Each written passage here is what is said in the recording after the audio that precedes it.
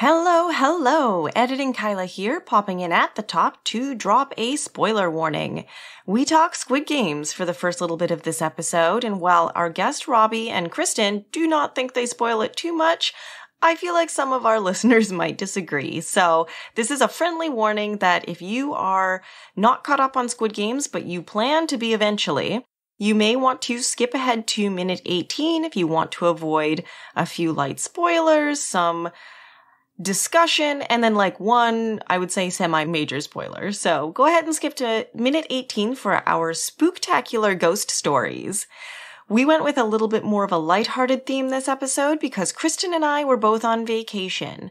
But if you are interested in hearing about ethics and Halloween, I'm going to share a few episodes of other podcasts that I listened to recently on how to choose a Halloween costume that doesn't fall into the trap of cultural appropriation. So if that's something that interests you, you can head over to @Pullback Podcast on Twitter for those resources.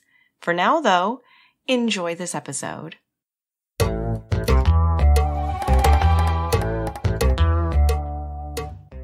Welcome to Pullback, the podcast that digs into the ethics behind everyday choices.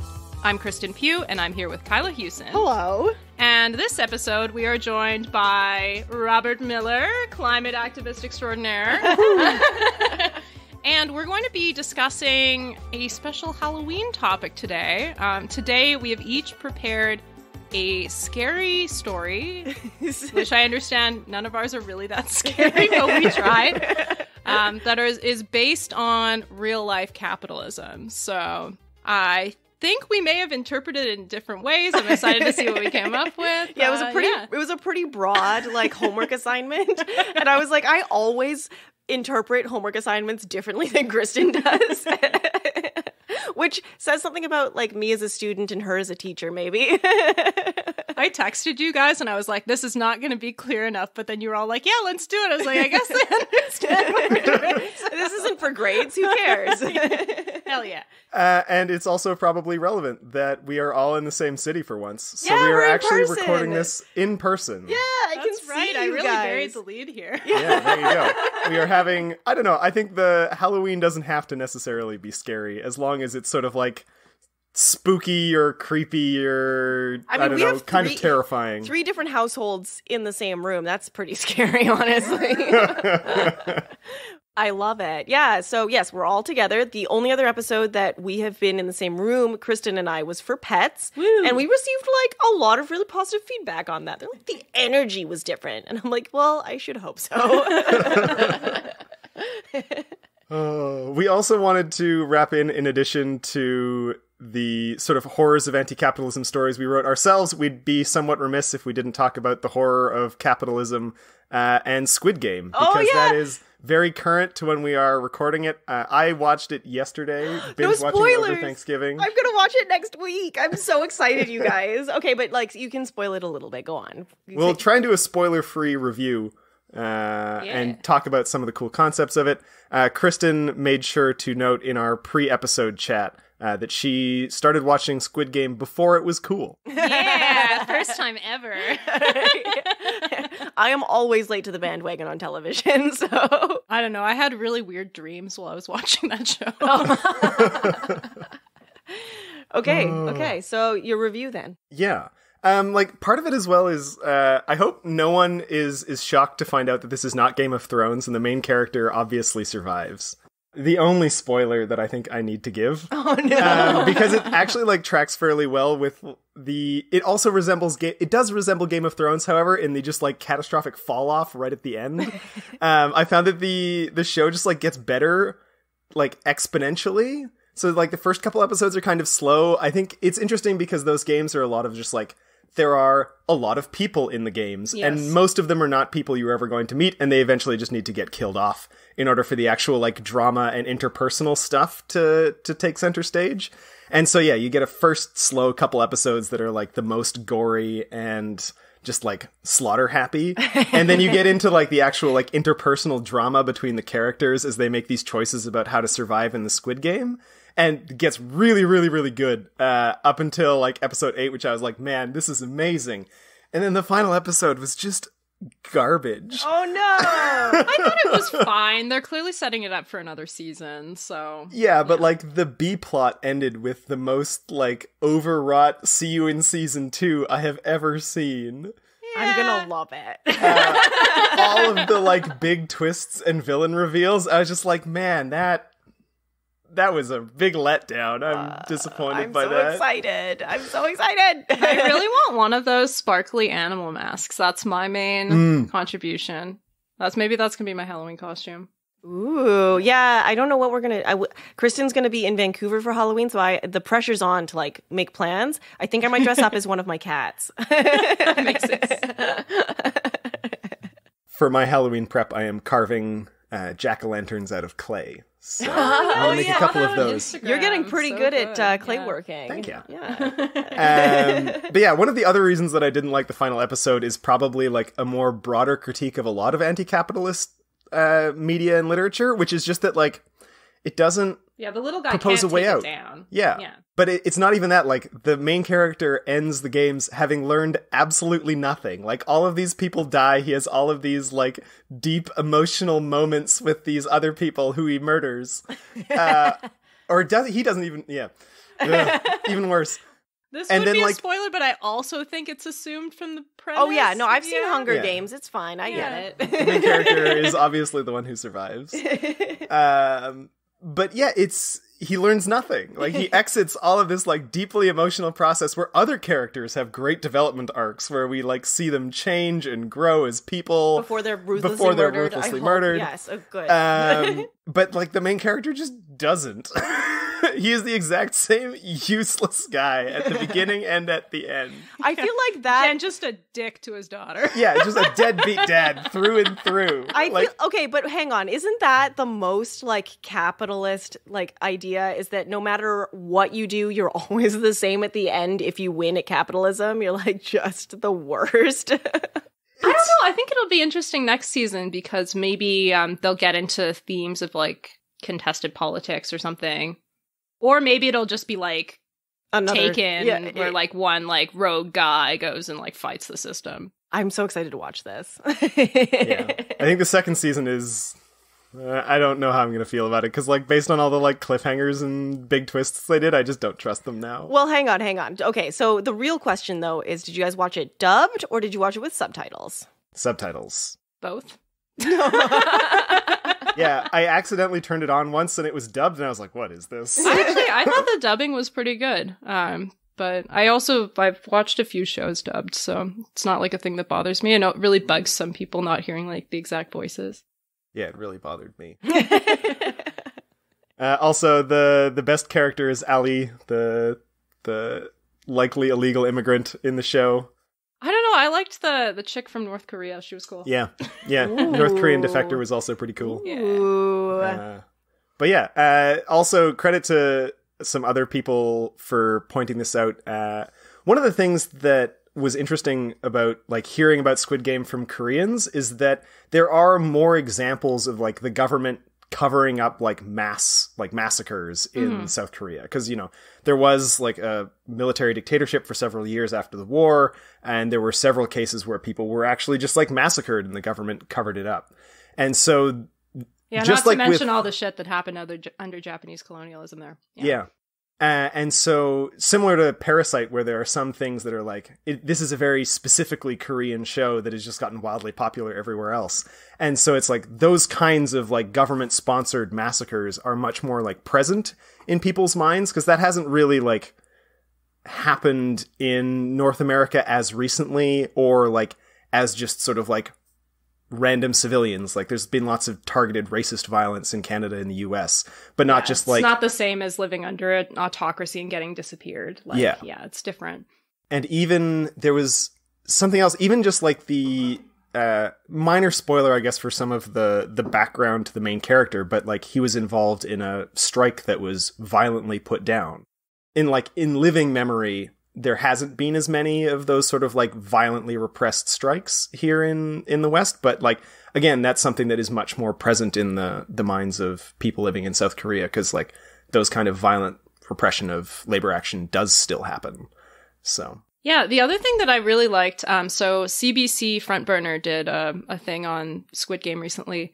And one thing that I didn't know is that it's also a critique against like the K-pop industry, which is a whole layer that I hadn't thought about at all when I watched the K-pop it, industry is wild. Yes. Yeah, I like that I'm like getting all this context before I go in and like I hope it's not going to be a huge letdown for you after we've talked. Oh, I don't think so. It's contestants killing each other, right? Yeah. Okay, I'm into that. So I always find it interesting, like if you're like writing and directing a show where you know the premise is going to be really obvious, like with this one, like how you go about building suspense anyway. I thought they did a really good job of that because I knew exactly what was happening, but still, like, I felt the shock that, like, the characters felt when they, like, are in the first game. Anyway. Nice. Okay, cool. Yeah. Cool. So. And even actually, when you mention, this was actually one of the most interesting sort of, like, arcs is the way that the games change. Is because, like I mentioned, like, at the beginning, it's actually not contestants killing each other. It's mostly contestants competing against their own, like, luck, basically. And getting massacred by the hosts. Ooh, it's like a Saw thing, sort of. Okay. Yeah. But as you progress through the games, it becomes increasingly more like, oh, I am actually like competing. Murdering the other contestants through my actions directly. Oh, right. And I think that creates such like an interesting inflection point in terms of like how the games impact the characters even. I don't know what it is. There's like some sick part of me that's just like, as a premise for a fictional story, I love it. I obviously do not want to see it happen in real life. I'm not like let's bring in the Hunger Games sort There's of a like. small part of me that thinks this does exist. Oh my god, yeah, probably. Did you guys see the really small movie starring Daniel Radcliffe and he gets guns taped to his hands? Oh, what was it called? I love his character arc from just like beloved child actor in Harry Potter to just doing the weirdest fucking possible shit. Didn't he do that naked horseplay for a bit? Oh yeah, Equus. Had a weird career. No, but this is a movie that's just, it's so much fun because it's so ridiculous. The premise is so ridiculous, and yet like part of me is like, because the premise is there's this underground internet website where they find somebody and they make them enter their killing games, right? Because it's just what people are into these days is killing games. He is like a troll. He's like a leftist troll who's like trying to mess with these guys because obviously it's like messed up. And they find him and they break into his house and then they like break his hands and like turn his hands into guns and he has to like fight his way out of the games. And I love it. It's just such a joy. I'm imagining the mood of this as like a stoner comedy. Is that what it is? It's not. It's It's called Guns Akimbo, and it's kind of like... I'm sorry, it's called Guns Akimbo. It is. It's not a stoner. It's not. It's not at all. Wow. I mean, I did watch it stoned, but I don't know if I would recommend it that way. Anyways, should we get into our ghost stories? I wanted to add in that, like, even if the Squid Game is not happening currently, I'm really glad that it's popular because it does provide like an interesting frame of reference for talking about climate, in my mind, because so much of the climate change and climate action is sort of like a Squid Game where it's, we're going to people of power and saying, okay, the climate is melting down and collapsing. Like, we need to do something about it. And they say, well, let's compromise and do like, we'll be carbon neutral by 2050, which means that millions of people are going to die. And unlike in Squid Game, there's not that visceral, like they are dying right beside you and you are watching them be murdered. They are people who are living very far away. They're not going to be, murdered by some weirdo in a jumpsuit and a mask. They're going to be murdered by like plausibly deniable deterministic natural forces or like murdered in conflicts that are spurred on by natural resources. So it's not, someone following Robert Koch's orders going around murdering them. Yeah, we're famines. Yeah. And so it's like, these are the deliberations that we are making with power when we compromise on saying that it's like, oh yeah, carbon neutral by 2050 is fine. Rather than like carbon neutral yesterday, right? Yeah. And it put in those terms, I think it gives it a little bit more sort of like immediacy of saying it's like, you are being the one to decide who gets to live and who gets to die based on the actions that we're taking on climate action now. Well, and climate is already so messed up that it's not like it's in the future that people are going to be suffering from it. It's happening right for now. At least a decade. Yeah. Yeah, like COP26 is a Squid Game.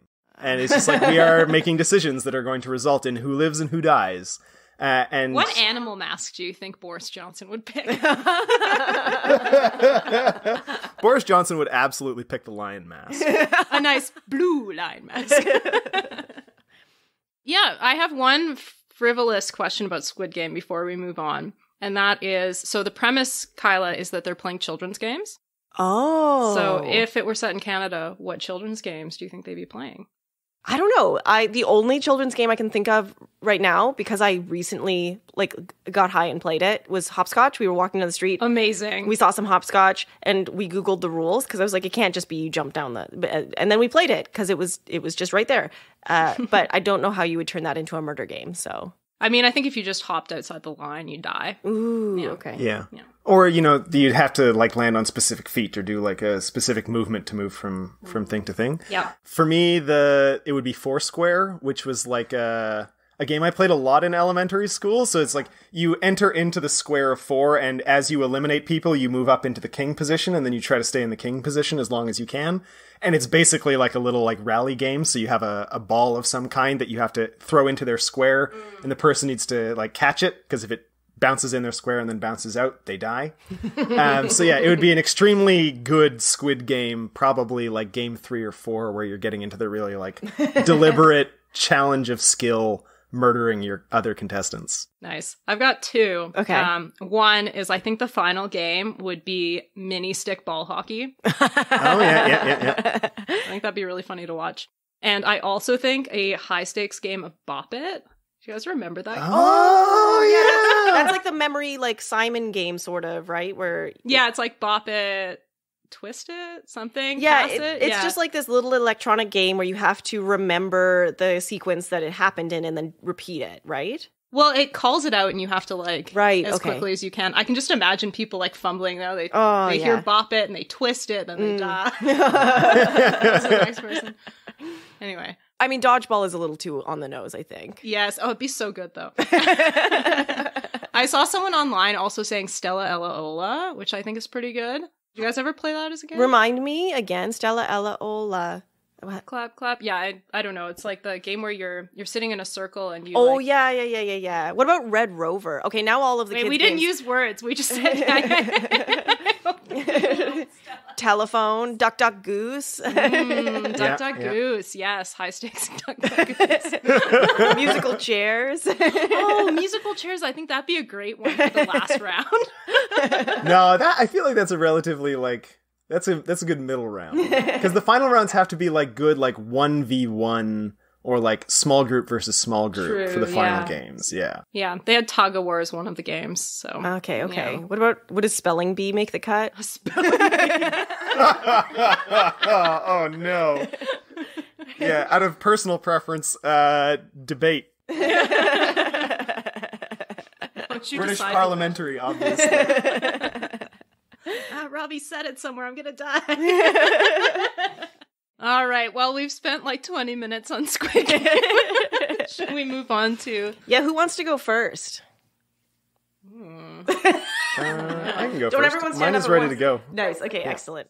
So yeah, the assignment was to create a horror story of anti-capitalist connotations.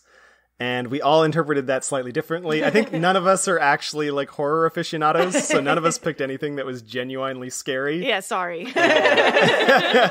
Mine is just going to be kind of haunting. I assumed you guys would do actual scary ones, so I was like, oh, I'll make mine kind of sweet. And I tried to make mine scary, but everything I write just ends up being cute. It's I have a monster in here. I'm damn, it sounds adorable. Yeah, and horror is my least favorite genre of literature. So is yours based on a real event, or are you talking about the horrors of capitalism, or? Yeah, actually, I really enjoy talking about this one. This is actually something that I've written before. And it is based on real events. It's based on the flooding of a village called Capitalism in Wales. And it was flooded for the creation of a hydroelectric dam, largely for the promotion of an industrial base in Liverpool. But it's also deeply tied into an old Welsh folk story about a Welsh Atlantis, which is being sort of proposed at almost every possible location along the coast of Wales. There's supposedly these like hidden cities that went below the waves for various reasons of local folklore. Ooh, that's very spooky. Wales is not that big though, so like it would not be hard to just like look for it. Are you gonna go scuba diving soon? Or? It's mostly just funny because it's like it's interesting that there are so many places in the world that has this sort of like mythology that arises independently of like cities that sink below the waves because of human hubris. And then we are currently in the era where we're actually like plausibly facing some of our cities sinking below the waves because of human hubris. Okay, well, I can tell you right now, Robbie's story is better than mine. It's already way scarier than mine. Yeah. I was like, whoa, that is haunting. Love the tie-ins. Very well done so far. Perfect. And yeah, obviously it's personally relevant to me because I come from Wales. It's like I have some family there still, so... actually, the resistance against this hydroelectric dam was one of the nucleating moments for the Welsh environmental movement. So, like, in the UK, it's a fairly well-known story. And here, not so much. Once upon a time, there was the village of Tryweryn, an old and vibrant place, ruled by a proud young prince named Geraint. He wished to see his city grow, to prosper and provide. Beneath his gaze, it did indeed grow. Strong and compassionate, Geraint promised for the first family of every month that came to live in his city, the prince would venture into the forest and fell for them a tree to make the lintel beam of their home. To know they are supported, with 12 strokes of his great axe, he would never fail to make good on his promise. Year upon year, Tryweryn grew larger, and the forests around it marched away into the hills, whittled away little by little. Until one day in early July, when the prince went forth into the forest to build a new home and was met by a child. Filthy but lively, born of the woods, the child pleaded desperately and passionately, punctuated by breathless pauses and the shuddering thuds of Geraint's axe. As he prepared for the 12th stroke, and both could see it was the last, the child fell upon the tree and begged for it to be saved. And Geraint, heedless, swung his axe, gathered his lintel beam, and while he returned to his city, the girl's family gathered her up, careful not to spill a drop. So it went every month, as one by one the children threw themselves before the prince's axe, then their parents, their elders, and ancestors, until only one remained. Father to them all, last only because he moved so slowly. He was older than the hills, made by the weather more than worn down by it. His white beard, once great, had receded in grief, but still his hair grew wild upon craggy shoulders. His dirty face bore wrinkles like ravines, crossed by tears he could no longer contain, for within him he held all the children that he had lost. His plea, too, did not stay the prince's axe. And now there was no family to gather up the old man, and from the great well of his body sprung all the waters of the world. First as a murmur, then as a roar, the water came down the hills. And the flood came for everything, across flat farms and onto the walls that stood for only a moment before they too were overwhelmed and fell below the waves. Everything the prince had built, from warm homes to bustling markets, the hovels of the poor to the mansions of the rich, one and all, noble or common, were washed out to sea. And now, every cycle of the moon, when the tide is lowest, and the seas are calm, the highest bell of the tallest tower of the greatest church will toll, rung by the gently lapping waves, 12 times, and then silence. Ooh. Oh my god. Can I go next? I don't want to follow both of you. Mine is much less artistic than that. That was great, Robbie. Yeah. This is something that I have performed at before, but never for a podcast and never recorded for other people to listen to. So it had like very like more artistic version of the Lorax vibes. I was picturing the Lorax when you were describing the old man. I was like, okay, I got the Lorax here. That is a nice little piece of feedback. I do like that. That is a good vibe. Yeah, I like how we both went there. If the Lorax is armed, the trees will not be harmed. Said like an activist. Yep. Now I'm picturing the Lorax with guns taped to his hands.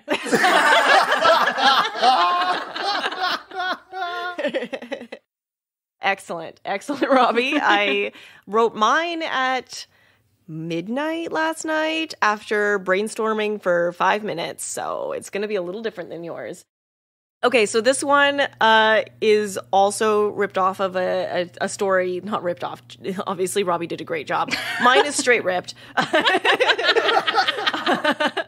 Of my part, I was like talking to my partner last night. I was like, I have to write this right now, and I was like, capitalism is so broad and horrifying that like I can't narrow it down. So I was kind of thinking, and he suggested this as well, so it really helped me like focus on it. He's like, pick a story that already exists and then turn it into a capitalist haunt. And I was like, okay, I will do that. Oh wow, my approach was exactly the opposite of that, so I like that. Nice, yeah. So we were thinking about ghost stories that like we both know, because he and I used to be tour guides, so we would tell ghost stories about, like, you know, tourists love that stuff, right? So this one's called The Bellman. I'm basing it off of one of the ghosts at the Banff Springs Hotel. Okay. Yeah, but I don't want them to get mad at me, so I don't say that at any point, and except for just now where I did. We can edit that out. Yeah. Just put a bleep over About it. the chime boy. It is. So anyways, I'm calling this one The Bellman. This is a true story. I heard it from a friend of mine.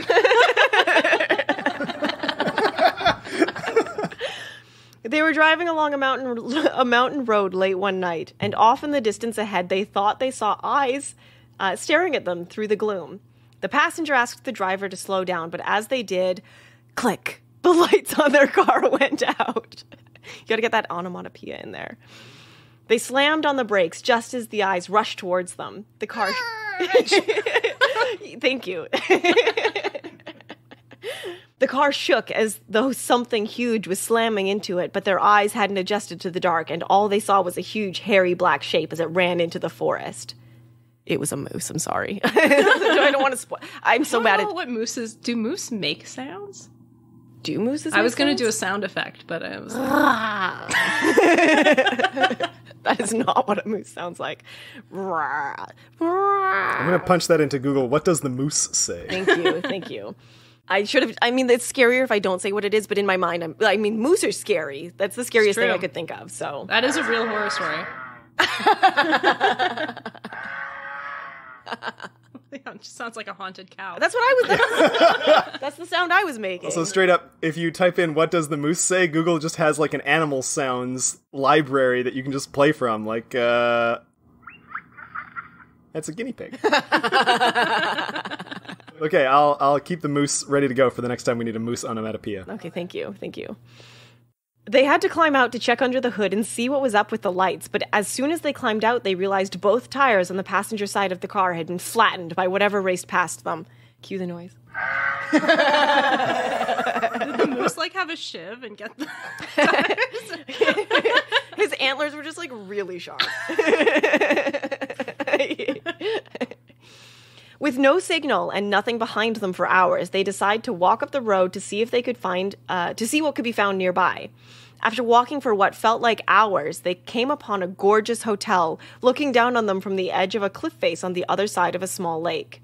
It must have been built in the late 1800s, though it was designed to look like a medieval castle. They make their way up the small overgrown road and are delighted to find the hotel appears to be open. They step inside and are greeted by the most delightful bellman who offers to take their bags. They explain the situation with the car and insist that they do not need to spend the night if only they could use the phone to call for help. The smile disappears from the bellman's face and he sadly tells the pair that the phone hasn't worked in years and they're the first guests the hotel has seen in some time. Dun, dun, dun. I know, right? He insists they stay the night and offers to help find them a ride in the morning. They agree, and he helps them to a gorgeous room. He lights the fireplace, turns down their bedding, and brings them a bucket of hot water each to wash with. It's the most incredible service the pair have ever experienced, and they can't believe their good fortune. The bellman insists they can pay for their stay in the morning when the other staff have arrived, and they settle in for the night. The next morning, the bellman is there with a hot breakfast and an apology.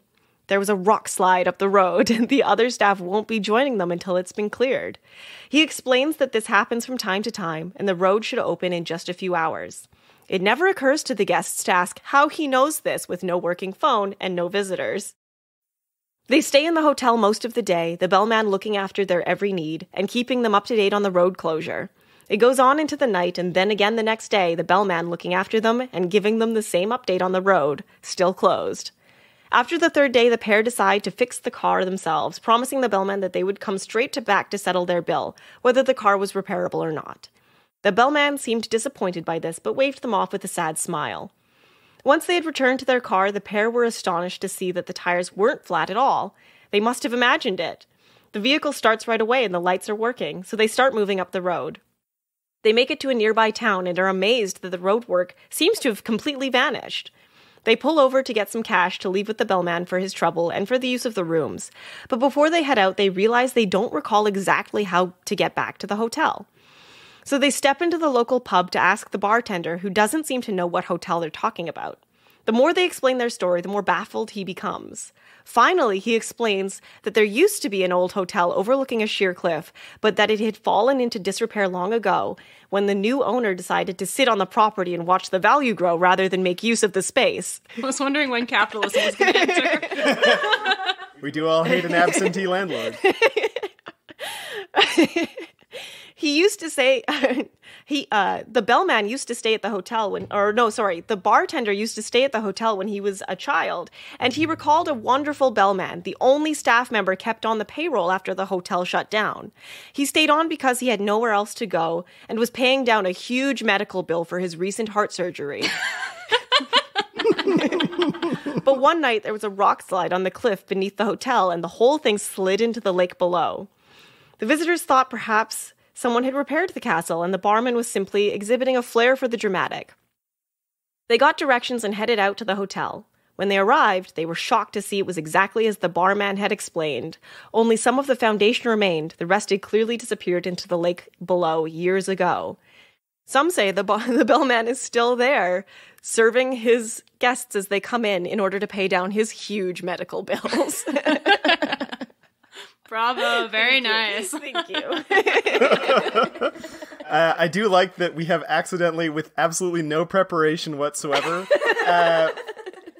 now had two stories that both involve things sliding into the sea and also use like bells and Bellman as a core device. So, Kristen, don't disappoint us. Oh no, there's this story.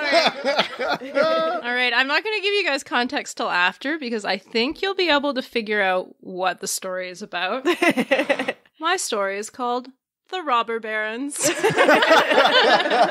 Kristen, straight to the punch. Point first writing. 100 years ago, America was haunted by a group of bandits called the Robber Barons. The Robber Barons followed the railroads from east to west, creating monsters that would grow and grow and grow until they had squashed all of the villagers and eaten all of their riches. The giantest of all the Robber Barons was called Rockefeller.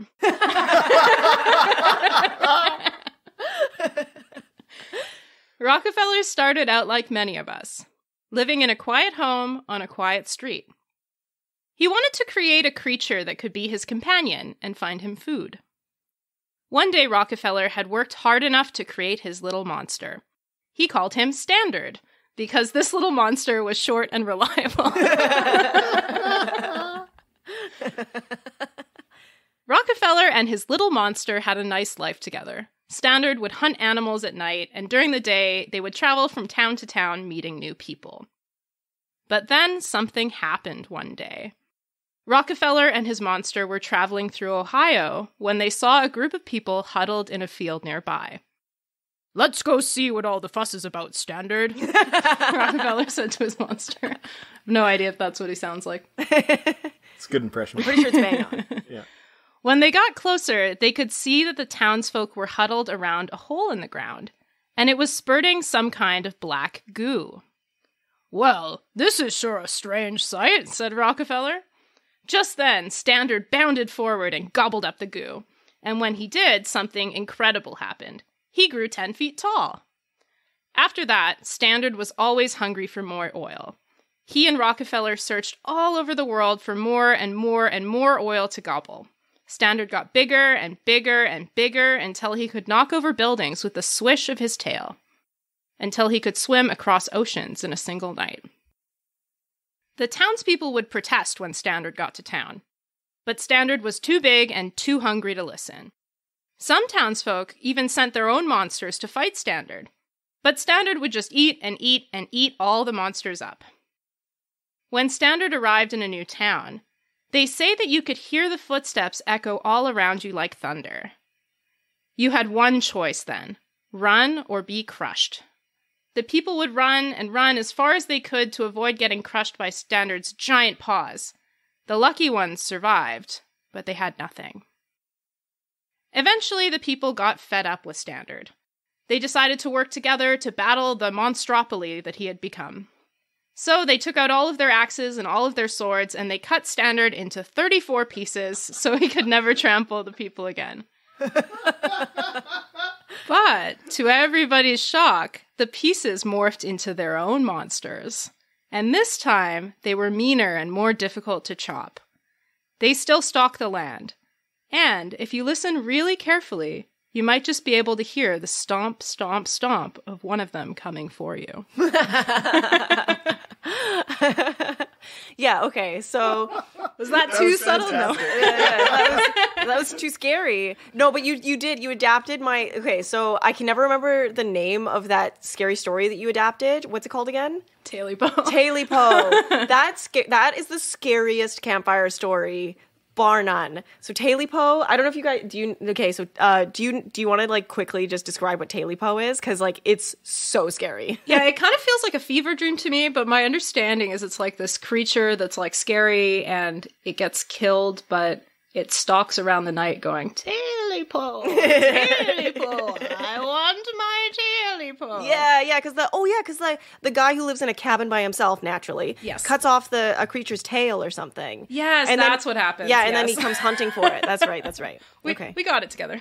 And then, okay, so I've described the story. Now, in case I mess up, because I'm not as well-versed in Rockefeller history as Robbie probably is, do you want to just take a crack at what her actual context was?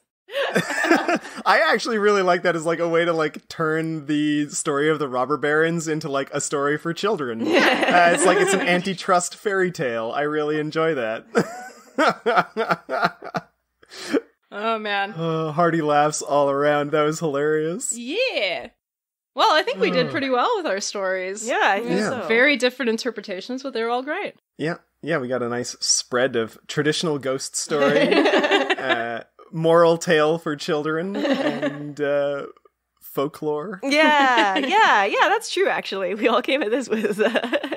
But capitalism is scary. I feel like the context was so broad, there was just no way that any of us would have come without a story that wasn't a little bit terrifying. Yes, true. Although I do like that both of our stories took place in the United States and yours took place in Wales, and like nobody set one in Canada. Well, Standard went all around the world, That's baby. True. That's fair. Sorry, my bad. Global scope, American specific. Yeah, it's like very clearly American because he has to pay for medical bills. Although I didn't add this in because again I was writing it in a hurry, but in my vision of my story, it takes place in Kenny's idealistic version of Alberta, because Banff is in Alberta, where he's privatized healthcare, obviously. Yes. Yeah. So. Or even if the Bellman died before the 1960s. That's true. When Canada still had private healthcare. Yeah, that's true. I like that they had a car, but they had to wash in a bucket. That was...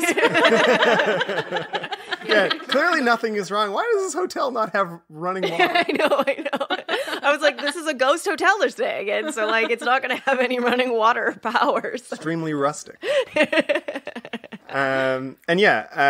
I do like to give shout outs to other cool stuff. The Alberta Advantage did a Halloween podcast last year, I think, where they were talking about the use of horror tropes in Karl Marx's writing. Oh. Because, like, yeah. I mean, if you've ever been in like a cotton factory, I think those were horror tropes enough, but... Yeah. And there's such a rich history of it, like vampires and the undead and... like werewolves and stuff. It's like all based in these sort of like anti-capitalist kind of folk stories that like the vampire especially is such like a good like idea of the rich and the aristocracy and the way that they feed on the average person until there's nothing left. Yeah, and they live forever. Yeah. Or either they feed until there's nothing left, or they turn them into one of their own. Where it's like, oh, you have one person had upward mobility, and then they turned into a vampire themselves. Yes. And then just like for the last little wind down here, Robbie, thank you for joining us. And what are your plans for Halloween? Not too much. Probably throwing a very COVID safe Halloween party or going to one. I don't actually even know what I'm dressing up as yet. Oh, it's going to be good, though. It's going to be good. What did you dress as last year? Just kidding. There was no Halloween last year. What's the last thing you dressed as for Halloween? I have a fox onesie that is usually my go-to lazy Halloween dress up, is I just put on my animal onesie and go as a fox. Nice. I once did an owl onesie with a bow tie, a fez, and my sonic screwdriver, and I went as Dr. Hoot. Oh, that's great. That's great. Yeah, it's my favorite Halloween costume I've ever done, and nothing else will ever live up to it, so I don't need to try it anymore. Oh, man. What about you, Kristen? Favorite Halloween costume? So this is a little bit nerdy, but I dressed as a Little Red Riding once. Oh, yeah, you did! That's right! University Rosedale Riding, which is where I was living at the time. Oh, wow, that is exceptionally nerdy. It was exceptionally nerdy.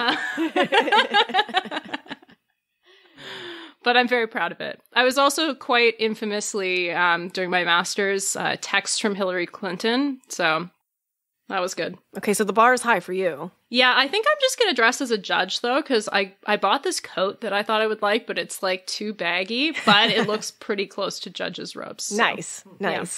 That was actually one of the funniest Halloween parties that I ever took photos of while I was working at the bars.